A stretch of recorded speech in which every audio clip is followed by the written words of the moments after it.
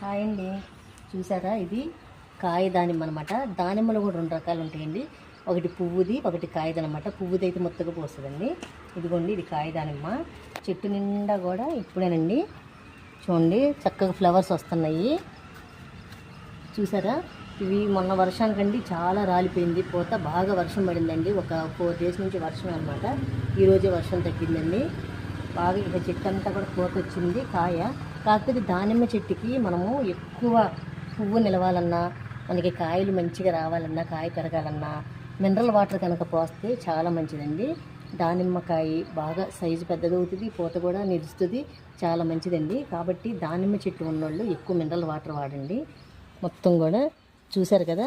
మీకు కనుక మా దానిమ్మ చెట్టు ఇప్పుడే కాయలు పడుతున్నాయండి. నచ్చినట్టయితే లైక్ చేయండి, షేర్ చేయండి, కామెంట్ చేయండి. ఇలా మా ఇంట్లో ఫ్రూట్ చెట్లు చాలా ఉన్నాయండి. రోజుకో మొక్క చూపిస్తాను. Thank you.